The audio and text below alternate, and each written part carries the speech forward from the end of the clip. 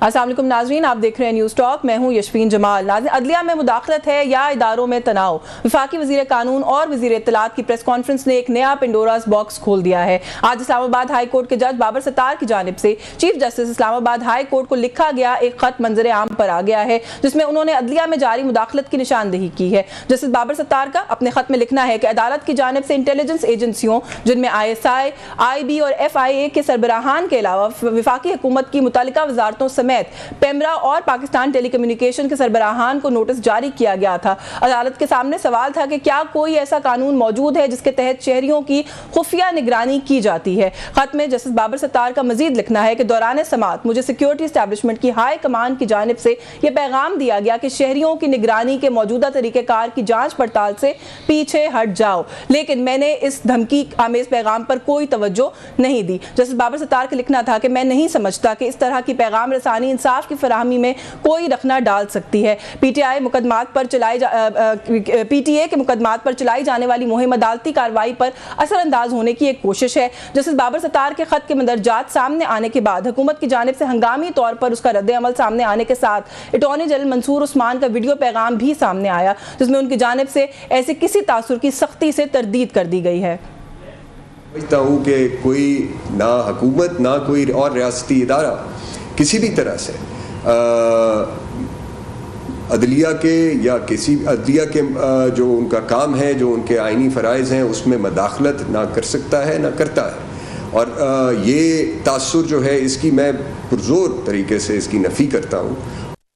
जी, attorney general Mansoor Usman की इस press conference के बाद वफाकी वज़ीर कानून आज़म नज़ीर तारड़ और वफाकी वज़ीर इत्तलात अताउल्लाह तारड़ की जानिब से भी अदलिया में मुदाखलत के तासुर को ज़ाइल करने के लिए फौरी प्रेस कॉन्फ्रेंस की गई, जिसमें वफाकी वज़ीर कानून काफ़ी गुस्से में नजर आए। वफाकी वज़ीर कानून आज़म नज़ीर तारड़ का कहना था कि पब्लिक ऑफिस होल्डर्स, जिनमें मैं भी शामिल हूँ, वो ना सिर्फ सालाना अपने गोशवारे जमा करवाते हैं बल्कि उनकी शहरियत और तमाम मामलात पब्लिक भी किए जाते हैं। वज़ीर कानून का कहना था कि दौरान समाअत इंटेलिजेंस अफसर ने अदालत से सिर्फ ये इस्तदा की थी कि कुछ हसास मुल्की मामलात के पेश नजर अदालती कार्रवाई का कुछ हिस्सा इन कैमरा कर लें, जिससे यह तासुर उभरा कि इंटेलिजेंस एजेंसी अदालती कार्रवाई पर असरअंदाज होना चाहती है। प्रेस कॉन्फ्रेंस करते हुए वफाकी वज़ीर कानून आज़म नज़ीर तारड़ की जानिब से अदलिया के किरदार को तनकीद का निशाना बनाया गया। उनका कहना था कि अगर किसी इदारे ने एग्जीक्यूटिव का किरदार भी खुद अदा करना है, दिफा का भी, कानून साजी का भी, तो आइन इस बात की इजाजत नहीं देता।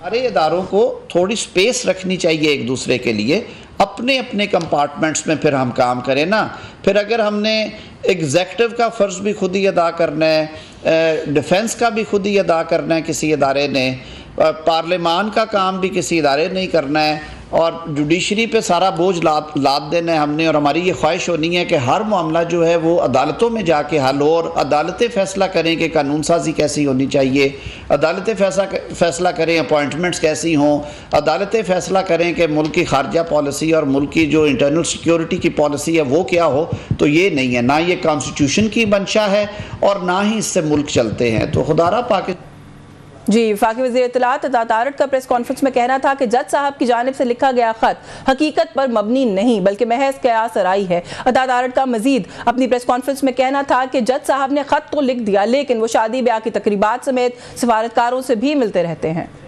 कैमरा ब्रीफिंग की जाए तो उसको मिसकंस्ट्रू करके, उसको सियाको सबाक से हट के उस पर मबनी खत लिख दिया जाता है कि मुझे कहा जा रहा है कि मैं पीछे हट जाऊं। तो ये बिल्कुल हकीकत पर मबनी बात नहीं है। तासुर ये भी है कि देखिए, आप खत तो लिख देते हैं मगर आप शादी ब्याह की तकरीबात में लोगों से मिलते हैं, आप डिप्लोमेट से मिलते हैं, आपका सोशल सर्कल बहुत वाइड होता है। हम बतौर पब्लिक रेप्स अपनी तमाम तर ट्रैवल डॉक्यूमेंट्स हम वो पब्लिक करते हैं, वो उसकी स्क्रूटनी होती है कि किन किन ममालिक का सफ़र किया, कब कब किया। अगर कोई खुदा न खास्ता डुअल नेशनैलिटी है या कोई दोहरी शौरियत है या कोई परमानेंट रेजिडेंस है किसी मुल्क की, वो भी चीज़ डिक्लेयर करनी होती है, सारों के सामने होती है। तो देखिए, इस मामले को इतना आगे लेके मत जाइए। हुकूमत का मौक़िफ़ अपनी जगह कि अदलिया में मुदाखलत का तासुर गलत बयानी पर मबनी है, लेकिन जो खत के मंदरजात सामने आए हैं इसमें वाज़ेह तौर पर जस्टिस बाबर सत्तार की जानिब से मुदाखलत की ना सिर्फ बात की गई है बल्कि उन्होंने ये भी बड़ा वाज़ेह तौर पर बताया है कि किसकी जानिब से और क्या कहा गया है। ये कुछ इशूज़ हैं बहुत आज के इंपॉर्टेंट, इन पर बात करेंगे। हमारे साथ इस्लामाबाद स्टूडियोज़ में हमें ज्वाइन किया है पाकिस्तान मुस्लिम लीग नवाज से सेनेटर खलील ताहिर सिंधु साहब मौजूद हैं। सर, बहुत शुक्रिया आपका आपके वक्त के लिए। जमीयत उलमा इस्लाम से सीनियर सियासतदान हैं हाफिज़ हमदुल्ला साहब ने हमें ज्वाइन किया इस्लामाबाद स्टूडियो से। सर, बहुत शुक्रिया शुक्रगुजार हूँ आपकी भी, आपके वक्त के लिए। और कुछ ही देर में पाकिस्तान तहरीक इंसाफ से शोएब शाहीन साहब हमारे साथ प्रोग्राम में मौजूद होंगे। मैं सेनेटर साहब आपसे अगर गुफ्तगू का आगाज़ कर लूँ, सर बड़ा एक इम्पॉर्टेंट इशू है। एक हाई कोर्ट के सीनियर जज हैं, वो ये कहते हैं कि एक केस के अंदर मुझे बड़े वाज़े पैगामात दिए गए कि पीछे हट जाओ, इसकी जांच पड़ताल में उस तरीके से इन्वॉल्व ना हो, और हमने सर उस पर क्या रिस्पांस दिया है? पहले हुकूमत लगा कि डिनाइल में चली गई है और उसके बाद उन्हीं जज साहब पे तनकीद करना शुरू कर दी। सर देखिए, मैं थोड़ा सा इसके बैकग्राउंड में जाना चाहता हूँ। आई नो जस्टिस जनरल जो है जस्टिस साहब बाबर सत्तार साहब when he was in capital top और लाहौर हाई कोर्ट में प्रैक्टिस करते थे। I am also practising lawyer. हमें उनसे मिलना, वहाँ पे भी मिलते थे, बार में भी मिलते थे। लेकिन इसका एक बैकग्राउंड है। अब शायद बड़े काबिल एहतराम है मौलाना हमदुल्ला साहब, अभी आगे हैं, वो भी आपको बताएंगे कि जस्टिस। सर मुझे आपको इंटरप्ट करना पड़ेगा, माज़ आपकी कोई ऑडियो में इशू आ रहा है, हम उसको चेक करते हैं। तब तक मैं ज़रा हाफिज़ साहब आ गए, उनसे गुफ्तगू का आगाज़ कर लेती हूँ, उसको हम फिक्स करते हैं। माज़रत चाहती हूँ उसके लिए। हाफिज़ हमदुल्ला साहब, सर ये एक बड़ा इंपॉर्टेंट इशू है, इसी पे जो सवाल मैंने सेंटर साहब से किया, कैसे देख रहे हैं इस इशू को कि जज साहब की तरफ से पहले भी आपको पता है 6 जजेस की तरफ से खत आया, अब बाबर सत्तार साहब का ये मौक़िफ़ सामने आता है और हुकूमत मुकम्मल डिनाइल में है। सर बाबर साहब का क्या मौक़िफ़ आता है सामने? बाबर सत्तार साहब, मौलाना नहीं सर, मैं जस्टिस बाबर सत्तार की बात कर रही हूँ, जो उन्होंने कहा कि एक केस के अंदर मुझे इंटेलिजेंस एजेंसियों से अप्रोच किया गया कि आप पीछे हट जाएं और इसके अंदर वो ना करें, आगे मत पेशरफ्त करें।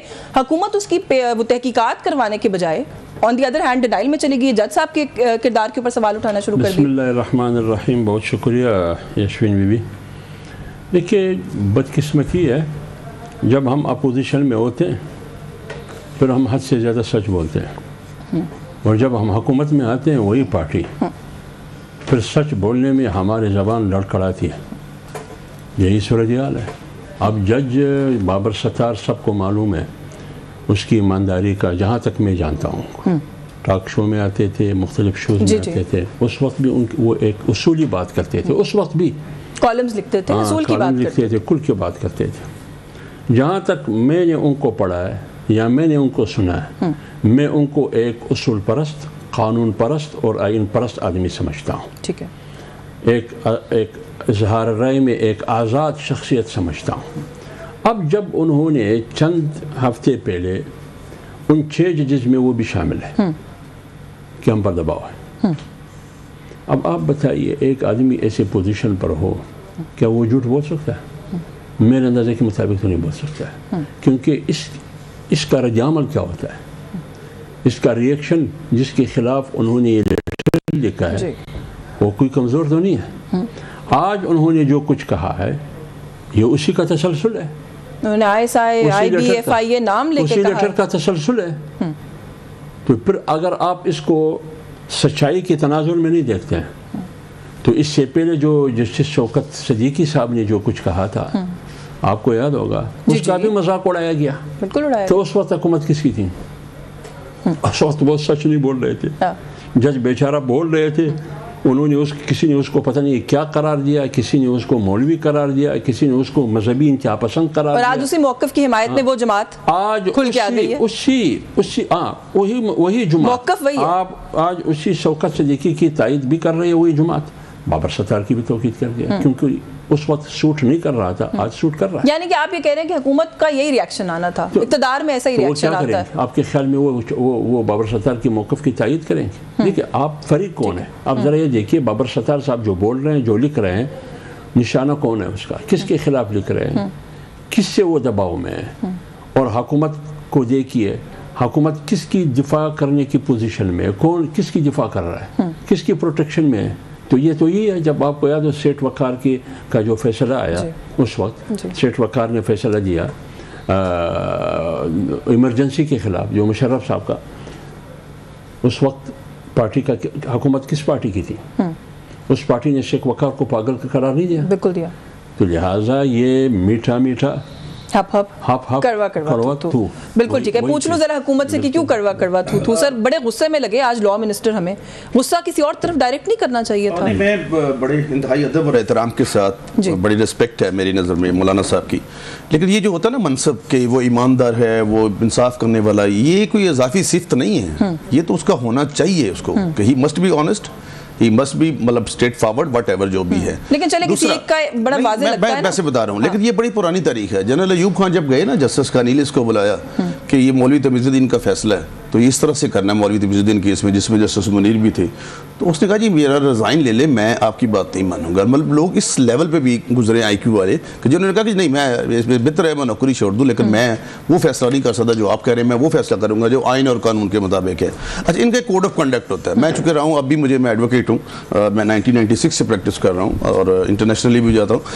ये कोड ऑफ कंडक्ट है कि इनको सोशल तकरीबात में नहीं जाना, एक इन्होंने गिफ्ट नहीं करने, एक्सेप्ट नहीं करने, बहुत सारी चीज़ें होती हैं जिसके बारे में इनका कोड ऑफ कंडक्ट है जजेस का। और ये इधर नहीं है, ये ऑल ओवर द वर्ल्ड है कि जहाँ भी जजेस है। और इवन जजेस जो होते हैं जब वाक करते हैं किसी जगह पे तो उनको किसी को दूसरे को पता भी नहीं होता कि ये कोई ऑनरेबल जज गुजर है।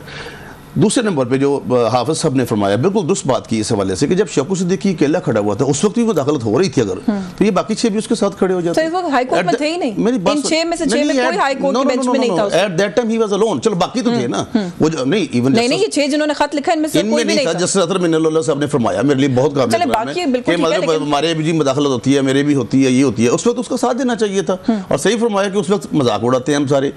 आज भी एक बात है, हम इन बातों को क्या आप समझती हैं कि ये बातें सिर्फ यहाँ तक रहती हैं? दे हैव इंटरनेशनल इम्पैक्ट और इंटरनेशनल लेवल पे बातें जाती हैं। लोग पहले क्या रह गए हमारे पास? उन्होंने इंसिडेंट्स कोट किए हैं उस खत के अंदर, या तो ना हवाई गुफ्तगू की हो जी कि मुझ पे किसी ने दबाव डाला है, कैमरा कहाँ से निकला, किसने क्या कहा, किसने बुलाया, कौन मिलने आया, वो तफसीलात दे रहे हैं। वो अकेले दे रहे हैं। Is there any evidence? मैं उनका बहुत एहतराम करता हूं। सर एविडेंस तहकीकात करें ना, वो झूठ बोल रहे हैं तो उनको झूठा साबित करें। मैं कभी कह भी नहीं सकता, he is dead honest person, मैं ओपनली कह रहा हूं, but this is not the way. वो जाएं, ठीक है, मुकदमा दर्ज करवाएं और उसमें बाद जाके और जब भी आपने बात की ना कि तकरीबात में नहीं जा सकते, वही अता तारड़ साहब की बात कर रहे थे। कोड ऑफ कंडक्ट नहीं, मैं एक सेकंडली मान लूं कि वायलेट किया कोड ऑफ कंडक्ट, तो इसका क्या ये मतलब है? उनके बारे में नहीं कह रहा, क्या उन्होंने तो कहा है, उन्होंने जस्टिस बाबर के बारे में कहा है। ज्यादा बात है, मैं उनसे पूछे, मैं जो कह रहा हूं कि कोड ऑफ कंडक्ट इनका क्या कहता है, क्योंकि हम भी वो पढ़ते हैं। अगर वो मैं फिर सवाल करती हूं, अगर वो ओवरस्टेप भी किया है तो इसका मतलब है कि जो आप कह रहे हैं वो गलत कह रहे हैं। मैं नहीं कह रहा गलत कह रहे हैं इसकी, अगर वो कह रहे हैं तो इनकी फिर तहकीकात होनी चाहिए। मैं डेफिनेट, मैं तो इस प्रिंसिपल के साथ हूं। और वो जिस पे वो कहते हैं एक सारा, इसको बेहतर तरीका ये होता है कि अब इस तरह के जो काम होते हैं, ये अगर हो भी है, हुआ भी है, अगर हुआ मुझे नहीं पता ना, मैं कुछ कह सकता हूं उसके बारे में, मैं ये भी नहीं कह सकता कि नहीं हुआ, लेकिन अगर हुआ है तो उसकी कोई तहकीकात, कोई फोरम, कोई ऐसा फोरम मशवरा देना। सर आप अपनी हुकूमत को, उन्होंने तो बगैर किसी तहकीकात के 3 लोग आए हैं, बारी बारी मुकम्मल मुस्तरद करके चले गए। मुस्तरद इसलिए किया कि इस लेवल पर, चूंकि अटॉर्नी जनरल चूंकि पर्सनल फ्रीक उन्होंने बनाया अटॉर्नी जनरल को। I know attorney general, he is also upright officer. I know Tarar साहब, आई नो आजम नज़ीर तारड़ साहब, बड़े अपराइट आजम नज़ीर तारड़ साहब बड़े प्रैक्टिसिंग, बहुत बड़े लायर हैं, वकील। इसी तरह दूसरे तारड़ साहब, मतलब रफीक तारड़ साहब के पोते हैं और कॉम्पिटेंट लायर हैं वो भी। तो इस हवाले से आप होगा पता क्या, बार भी तकसीम होगी, मुल्क भी तकसीम होगा, चीज़ें भी तकसीम होगी। मजीद सर क्या तकसीम होगा? मैं शुएब साहब से इस पे कमेंट ले लूं। शुएब शाहीन साहब ने हमें ज्वाइन कर लिया है। सर बहुत शुक्रिया आपके वक्त के लिए। सर ये आज जो हुआ है, एक तो पहले खत आया था, उसके बाद अब जस्टिस बाबर सत्तार का एक और जो मामला सामने आ गया और उस पर हुकूमत का रद्द अमल, क्या कहेंगे? देखिए, पहले खत पे भी इन्होंने, जब वो जस्टिस तसद्दुक़ गिलानी की सरबराही में कमीशन बनाया था तो उस वक्त भी इन्होंने अपने मिनट्स में ये लिख दिया था कि जनाब ये बेबुनियाद इल्ज़ामात हैं। अगर इल्ज़ामात बेबुनियाद हैं तो फिर ये बताएं कि फिर किस कैपेसिटी और किस तरह आप तहकीकात किस बात की करा रहे हैं। तो इसका मतलब ये हुआ कि चूँकि इनके ज़ेरे सरपरस्ती सब कुछ हो रहा है, और अगर नहीं भी हो रहा तो चूँकि माज़रत के साथ मैं ये कहूँगा कि ये तो कठपुतली हैं, क्योंकि ये तो इलेक्शन हारे हुए लोग हैं, फॉर्म 47 के पैदावार हैं, जो जिसकी जिम्मेदारी थी दी देन प्राइम मिनिस्टर या चीफ एग्जीक्यूटिव अनवारुल्लाह काकड़ साहब खुद ये कहते हैं कि मैंने अगर फॉर्म 47 की बात की तो मुस्लिम लीग मुंह दिखाने के काबिल नहीं रहेगी।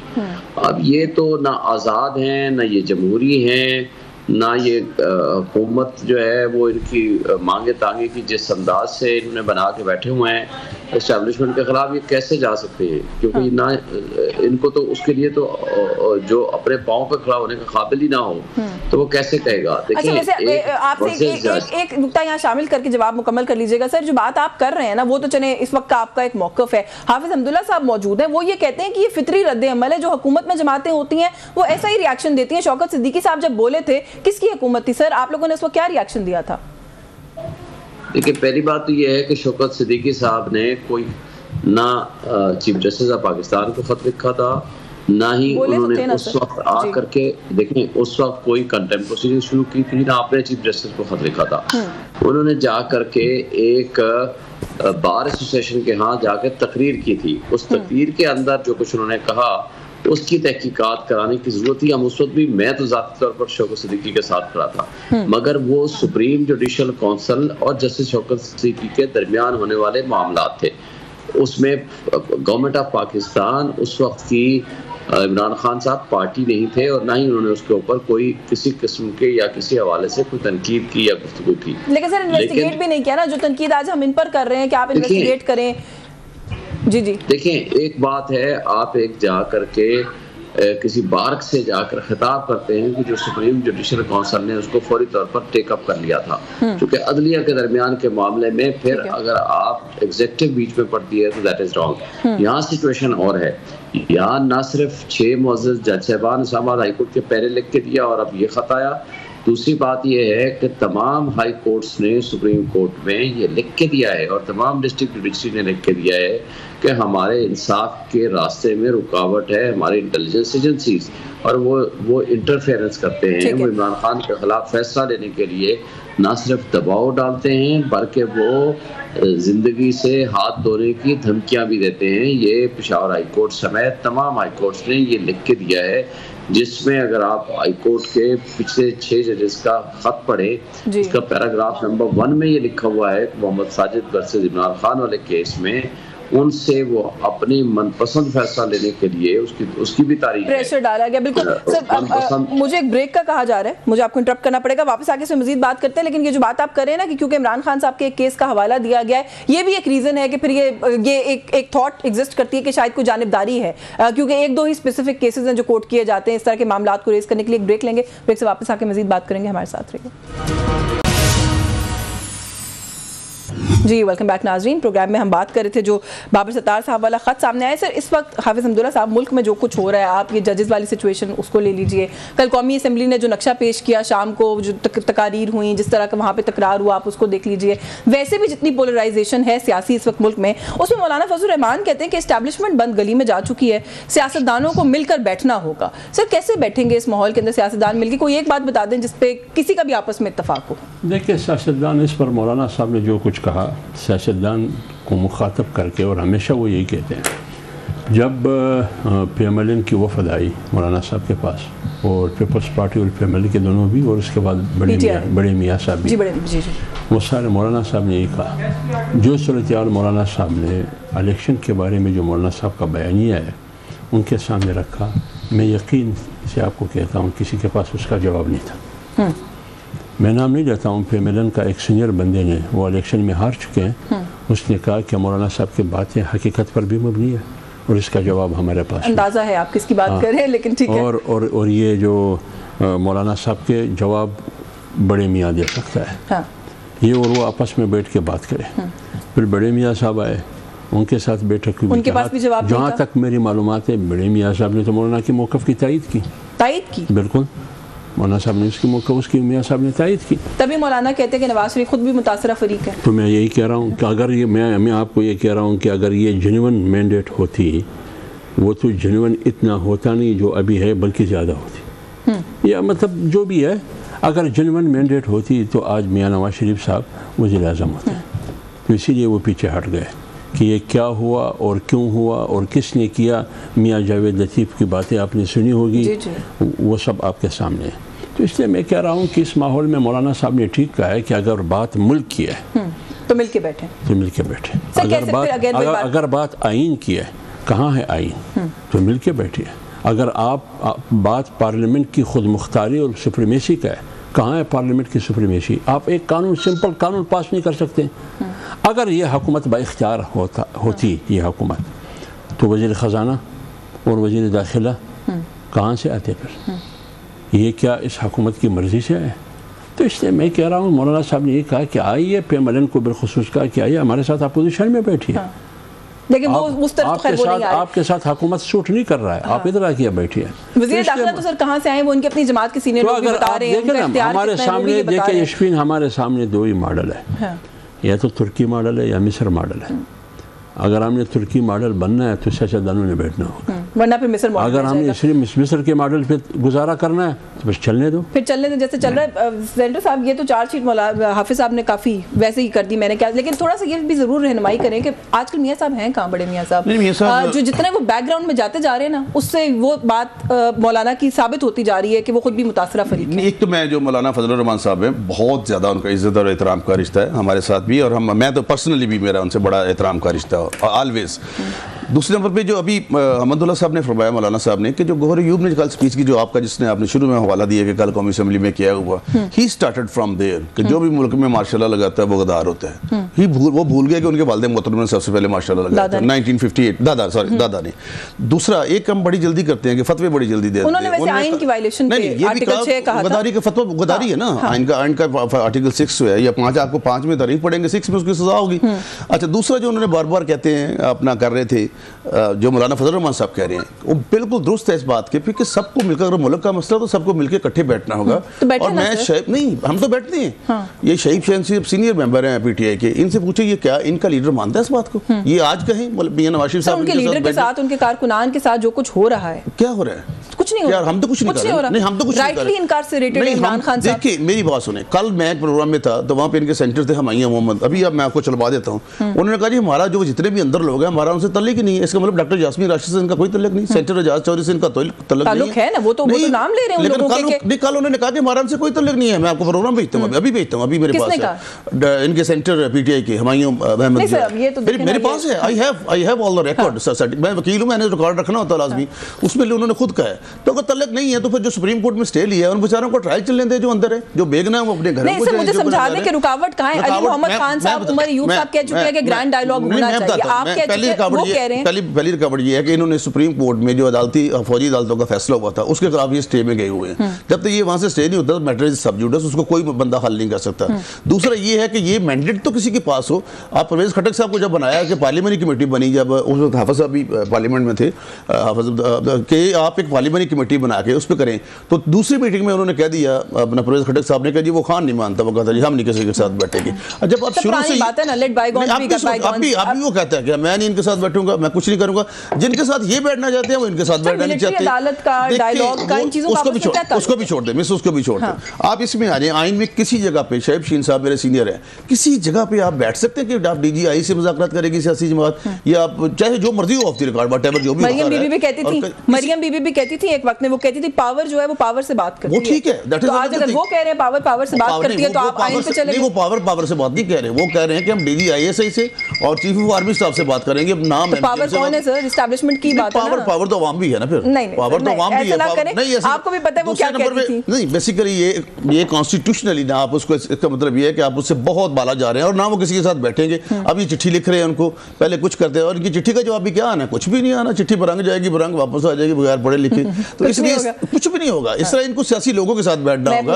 और वही मैं आई विल कोलैबोरेट टू मौलाना फजलुर रहमान साहब, मैं उनकी बात को सपोर्ट करूंगा कि सबको साथ मिलकर बैठना होगा ताकि कोई हल निकाल ले। अब अगर अब भी ना निकला तो फिर शायद बहुत दूर जा चुका होगा। सियासी लोगों के साथ मिलकर बैठना पड़ेगा शोएब शाहीन साहब, इसके अलावा कोई हल नहीं है। और कल क्यों इतने सीखपा हो गए आपके सारे अरकान कौमी असेंबली में? अभी ये सेंटर साहब भी कह रहे हैं कि ये खुद उमर अयूब साहब ने कहा था कि आइन को अगर वो करेंगे, वायलेट करेंगे तो आर्टिकल 6 लगेगा। तो खालिद साहब ने भी वही बात की। देखिए, पहली बात तो आपको ये बता दूं, डॉक्टर यास्मीन राशिद या चौधरी एजाज वो हमारे लीडर्स हैं, वो हम उनका एहतराम करते हैं, उन्होंने कुर्बानियाँ दी हैं। वो आज उस फस्तायत का मुकाबला कर रहे हैं पिछले 1 साल से, जो आपने देख लिया जिस अंदाज से इस 9 मई को एक ड्रामे के तौर पर पेश किया गया और पार्टी को डिसमेंटल करने के लिए लंदन एग्रीमेंट के तहत नवाज शरीफ को ब्री किया गया, इमरान खान को जेल में डाला गया, पार्टी को डिसमेंटल करने के लिए और इलेक्शन से इल्तवा कराने और इलेक्शन से भागने के लिए PDM और एस्टैब्लिशमेंट का एक ड्रामा था जो 9 मई को रचाया गया। और अगर ये सच होता तो IG के बकौल डॉक्टर मुराद रास, इनकी अपनी स्टेटमेंट आप पहले दिन की उठा लें कि जिस सबसे बड़ा मुजरिम वहाँ मुराद रास है, उसकी एक प्रेस कॉन्फ्रेंस आती है और अगले दिन वो फरिश्ता बन जाता है और एक दिन जेल नहीं जाता। एक ही गाड़ी में खदीजा शाह, अंदलीब अब्बास जाते हैं। अंदलीब अब्बास पुरानी वर्कर है, खदीजा शाह हमारी वर्कर नहीं थी, वो एक हमारी हामी कैसे हैं या सोशल एक्टिविस्ट कह लें, लेकिन वो एक एक प्रेस कॉन्फ्रेंस कर लेती है नलीब अब्बास, वो एक दिन के लिए जेल नहीं गई, और खदीजा शाह इसी तरह 9 महीने बाद उसकी जमानत होती है। और आज भी आलिया हमजा हो या सनम जावेद हो या बाकी हमारी खवातीन हैं, वो जेलों में सड़ रही हैं। ये रियासती दहशतगर्दी का आगाज़ हुआ उस वक्त जिस वक्त इमरान खान को किडनैप किया गया यहाँ से इस्लामाबाद हाई कोर्ट से, और CCTV फुटेजेस उठा के ले गए। लेकिन बहुत सारी तफसीलात में उसमें जाए बगैर सिंपल बात यह है कि अगर आपने गुफ्तगू करनी है, बहुत अच्छी बात है, हम करना चाहते हैं, मगर आए सबसे पहले आइन को माने कि हक के हुक्मरानी अवाम का है। आपके पास 2 ऑप्शन हैं, या तो हक सच से मान लें कि जिनको जो मैंडेट मिला है उसको एक्सेप्ट कर लें, और अगर फर्ज करो आप इस हटदर्मी में भी रहते हैं तो आए आप जुडिशल कमीशन बना दें, let the form 45 should be declared, उसको ऑडिट करा लें, उसको डिक्लेयर कर दें कि किसका दुरुस्त है किसका गलत है, और उसकी रोशनी में आप आगे चलें। अगर आप इस पे राजी होते हैं तो आए हम बैठ के बात करते हैं। अगेन फिर देखिए, एक सेकंड, मैं एक सवाल यहाँ जरूर ऐड कर दूं सर। इस वक्त जो मुल्क की सियासी सूरत हाल है और खास तौर पे जो माशी सूरत हाल है, आप लोगों को नहीं लगता कि प्री कंडीशंस के बगैर आप लोग डायलॉग की मेज पर तो आए ना, उसके बाद ये बातें डायलॉग की मेज पर रख के डिस्कस करने, आप लोग पहले कंडीशंस लगाते हैं, प्रोसेस शुरू ही नहीं होता फिर सर? वैसे भी विद ड्यू अपॉलॉजी शहीब साहब, मोहब्बत और मुज़ाकरात शर्तों पे नहीं होते।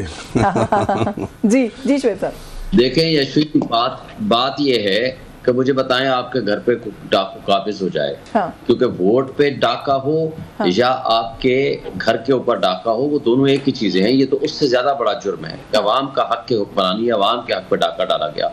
मुझे बताएं आपके हक पे कोई मकान पे डाकू काबिज हो जाए और आप कहें जी आए, मैं आपके साथ प्यार मोहब्बत से बैठ के मैं गुफ्तगू शुनीद करना चाहता हूँ। सिंपल बात है, पहले उसको डिस्प्यूटेड तो डिक्लेयर कराएं। अगर उसकी लेजिटिमेसी एक्सेप्ट करके आप उसके पास मुज़ाकरात के लिए जा रहे हैं तो हम इनको लेजिटिमेसी क्यों दें? हम तो सिंपल बात कर रहे हैं। ठीक है। आज आपका उस वक्त का प्राइम मिनिस्टर जो इनकी एक्सटेंशन था, इनका लगाया हुआ था, वो खुद कह रहा है कि मैं अगर फॉर्म 47 की बात करूंगा तो मुस्लिम लीग नून मुंह दिखाने के काबिल नहीं होगी, और उसको शर्म नहीं आती। वो ये बात तो कर रहा है, ये नहीं सुन रहा कि भाई ये आपकी जिम्मेदारी थी कि आपने फ्री एंड बिल्कुल उन्होंने जहां पर बिल्कुल उन्होंने एक उंगली किसी और की तरफ, 4 अपने तरफ उठाई है, लेकिन वही बात है उनको शायद एहसास नहीं हुआ। मुझे सर एक ब्रेक लेनी है, ब्रेक से वापस आके मैं एक ब्रीफ कमेंट आप ही से लेकर गुफ्तगू का आगाज करूंगी, क्योंकि जो बात अभी आपने मिसाल दी है ना कि घर पे कोई चोरी कर दे या डाका डाल दे, सर आप लोगों का जो मौक़िफ़ है वो ये है कि किसी ने मैंडेट चुराया है और इनको दिया है, जिस पर आप इल्जाम लगाते हैं कि उन्होंने चुराया है, उनसे आप बात करने को तैयार हैं। जो बेनिफिशरी हैं आप लोगों के मौक़िफ़ के मुताबिक, उनसे आप बात करने को तैयार नहीं है। ये लॉजिक समझ में नहीं आती। इस ब्रेक के बाद बात करते हैं, हमारे साथ जी। वेलकम बैक नाज़रीन। ब्रेक पे जाने से पहले शुएब शाहीन साहब से अगर मुख्तसर से कमेंट कर दें, जो नुक्ता मैंने आपके लिए छोड़ा था कि सियासी कुव्वतों से मुज़ाकरात करने से पहले आपकी शराइत हैं, लेकिन इस्टेब्लिशमेंट से आप कहते हैं कि बात हो सकती है, कोई शर्त भी नहीं है। सुना है खत भी लिख रहे हैं खान साहब, अब नहीं खाते इसलिए थोड़ा लिख रहे हैं कि जा करके जी हमारे साथ मुज़ाकरात करें। उनको तो सिर्फ इस बात का हम पैगाम दे रहे हैं, और जब हम बात करने की बात भी करते हैं तो हमारे को मुज़ाकरात उनसे नहीं है। सिंपल एक फार्मूला है, आप आइन और कानून की पासदारी करें, निज़ाम इंसाफ को चलने दें, जमहूरियत को चलने दें। कठपुतलियों को जो हमारे ऊपर मुसल्लत किया गया है, जो कुछ आप कर रहे हैं, ये गैर आइनी है, गैर कानूनी है। इस मुल्क को आपने एक जंगल का कानून बना दिया है। आप इलेक्टेड नहीं हैं, आप रेफरेंडम के जरिए नहीं आए। आप इस वक्त लंदन प्लान के मुताबिक अगर आप प्लान कर रहे हैं, मुल्क को आपने दिवालिया के करीब पहुंचा दिया है, तो ये चीज़ें आप गलत कर रहे हैं। हमारा तो ये पैगाम है, और हमारा पैगाम वो सुन रहे हैं तो अच्छी बात है कि वो कर लें। उनका DG ISPR उठता है, जाकर सियासी पार्टी की तरह वो प्रेस कॉन्फ्रेंस करता है, और उनका चीफ ऑफ आर्मी स्टाफ साहब उठते हैं तो वो अपने अंदाज में बात करते हैं और धमकियां देते हैं। एक तरफ कहते हैं हमारे ऊपर हमला हुआ जी, हम मुद्दाई हैं, दूसरी तरफ कहते हैं कि हमारे पास नाकाबिल तरदीद शवाहिद हैं, हम गवाह हैं, तीसरी तरफ कहते हैं मिलिट्री ट्रायल के जरिए जनाब सजा भी हम खुद देंगे क्योंकि हम जज बन गए हैं। दुनिया का कोई उसूल बता दें जहां मुद्दाई खुद हो, गवाह खुद हो और जज भी खुद हो जाए। इसी तरह जब तक आप कानून की हुक्मरानी, निज़ाम इंसाफ की बेहतरी, जमहूरियत पे यकीन नहीं रखेंगे तो ना ये मुल्क तरक्की कर सकता है, ना कभी। तो बिल्कुल बिल्कुल ठीक है। तो आप ये कह रहे हैं कि मुज़ाकरात के उसके लिए नहीं आप लोग कर रहे हैं। हाफिज अब्दुल्ला साहब, गवर्नर KP के अभी उन्होंने रिसेंटली हल्फ लिया है, कुंडी साहब ने, वो ये कहते हैं जी कि मैंडेट मौलाना का जो है, उनका कहना है कि खैबर पख्तूनख्वा में जो है वो चोरी हुआ है। कहीं ना कहीं बातचीत की बात जो है पाकिस्तान तहरीक इंसाफ के साथ एक तो मौलाना की चल रही है, दूसरा वो कहते हैं आप सिंध में जाके क्यों चीखे मार रहे हैं, मैंडेट तो आपका KPK में चोरी हुआ, इधर रहे यहाँ पे बात करें, इनसे PTI वालों से बात करें। आप फैसल तरीन कुंडी साहब हमारे लिए मोहतरम है, हमारे भाई हैं। वो इतने हैसियत का आदमी नहीं है कि वो मौलाना साहब पर तनकीद करे, ठीक है ना। मौलाना साहब एक कौमी लीडर है। मौलाना साहब के वालिद ने जिस इत्तेहाद की 77 और 78 में जिस इत्तेहाद की क़यादत की, कौमी इत्तेहाद की, नेशनल अलायंस, उसकी PNA जिसको कहा जाता था, तो मुफ्ती महमूद रहमतुल्लाह अलैह ने क़यादत की, तो उसमें पीपल्स पार्टी भी शामिल थी जी। और मौलाना फजलुर रहमान साहब ARD में भी थे, MRD में भी थे, APDM में भी थे। अभी रिसेंटली PDM की क़यादत भी की, जिसमें पीपल्स पार्टी भी शामिल थी। वो कहते हैं हम PDM से निकल गए थे वैसे, तो नहीं, पार्टी वाले ऑफिशियली 6 महीने तो शामिल थे ये तो एक अलग मैटर है, क्यों निकल गए, हाँ। उसका जवाब भी वो नहीं दे सकते ना, हाँ। लॉजिकली अभी वो सियासत करते हैं डेरा इस्माइल खान की, मौलाना सियासत करते हैं पूरे मुल्क की, हाँ। ये बहुत बड़ा फ़र्क है। मौलाना जो बात कर रहा है वो सिर्फ KPK की बात नहीं कर रहा है, पश्तूनख्वा का। आप कह रहे हैं कि गवर्नर साहब वो DI खान वाली वजह से वो जो है वो हल्के की फैसल करीम कुंडी, हाँ। वो सिर्फ उस कंस्टिट्यूंसी की सियासत कर रहा है, हाँ, क्योंकि वो इलेक्शन लड़ते हैं उनके खिलाफ। हाँ, कभी अली अमीन गंडापुर की पर हमलावर हो जाता है, कभी मौलाना पे हमलावर हो जाता है। मुझे बताए इन दो काम के अलावा उन्होंने क्या किया? यानी इन बयानबाजी के अलावा, इस बयानबाजी के अलावा फैसल करीम कुंडी जो गवर्नर है, किया क्या है? 6 महीने या 16 महीने या जो गुलाम अली भी गवर्नर रहा, कभी उन्होंने किसी पार्टी पर तनकीद की? हालांकि पार्टियों ने उन पर तनकीद की, उन्होंने किसी का जवाब भी नहीं दिया। लेकिन चले गवर्नर साहब की ज़ात को बीच में से निकाल दें, ये बात तो की जा रही है ना कि ज़्यादा जो मैंडेट की बात है या जो आप लोगों का ग्रीवेंस है वो खैबर पख्तूनख्वा की है। नहीं, बात मेरे सुनिए, हमारे मैंडेट बलूचिस्तान में भी है, हमारे मैंडेट खैबर पख्तूनख्वा में भी है, हमारे मैंडेट सिंध में भी है। बेशक इतना नहीं है जितने पीपल्स पार्टी के, इतना नहीं है किसी और पार्टी का है। हाँ, पंजाब में हमारी मैंडेट नहीं है। हम सिर्फ एक सूबे की बात नहीं कर रहे हैं यशफीन, हम सिस्टम की बात कर रहे हैं। 76 साल से यही सिलसिला चलता आ रहा है, यही सिलसिला चला आ रहा है। धांधली है, धांधली नहीं है, धांधली है, धांधली पर बाद में सब मानते हैं कि हाँ धांधली है। आज आप देखिए, आज पीपल्स पार्टी समेत, ठीक है, PMLN समेत तमाम पार्टियां इस बात पर मुत्तफिक है कि धांधली हुई है। लेकिन एक अलल ऐलान कह रहे हैं मौलाना जैसा, अलल ऐलान बबांगी दौल कह रहे हैं, और दूसरे कमरों के अंदर कह रहा है। चले वे फॉरवर्ड पे से किसी और प्रोग्राम में बात करेंगे, वक्त बहुत मुख्तसर है। ताहिर साहब, सुप्रीम कोर्ट ने 16 मई को इमरान खान साहब को वीडियो लिंक के जरिए नैब का जो तरामीम केस है उसमें पेश करने का दोनों वफाकी हुकूमत को भी और पंजाब हुकूमत को भी हुक्म दिया है। आप लोग सर करेंगे, हुकूमत करेगी? जी, ये फंडामेंटल, क्योंकि एक रेजिस्टेंस नजर आती है कि वो पेश ना हो, पब्लिक में नजर ना आए। नहीं, ये फंडामेंटल राइट है और आर्टिकल 164 कानून शहादत उनको ये एडमिसिबल एविडेंस है वीडियो लिंक की और दूसरे की। दूसरा मैं आखिरी बात शाहिद साहब, इंटरनेट चलने देंगे उस दिन? ये मुझे नहीं पता, लेकिन मैं शाहिद साहब की एक बात का जवाब देना चाहता हूँ। रऊफ साहब ने कह रहे कि इमरान खान साहब ने कमेटी बना दी है फौज से मुज़ाकरात करने के लिए, तो आखिरी मेरा जुमला ये कि 50% दिन का काम हो गया, ये मान गए, वो नहीं माने। नहीं, उन्होंने नहीं कहा, वो कह रहे हैं, वो कहते कमेटी बना दी है। रऊफ हसन साहब ने, वो कह रहे हैं हम उनसे डायरेक्ट मुज़ाकरात नहीं करना चाहते। जनरल साहब ने कहा हमने कमेटी बना दी उनसे मुज़ाकरात करने के लिए, तो 50% ये मान रहे हैं, वो नहीं मान रहे जी, ये नहीं मान रहे। बस वक्त खत्म हो गया, वरना मैं जरूर कमेंट लेती। बहुत शुक्रिया आपका शोएब शाहीन साहब आपके वक्त के लिए। हाफिज हमदुल्ला साहब sir, thank you so much. आप प्रोग्राम में तशरीफ लाए। सेंटर खलील ताहिर सिंधु साहब, thank you so much for your time sir. News talk से आज के लिए बस यही कुछ। यशमीन जमाल को इजाजत दीजिए। अल्लाह हाफिज।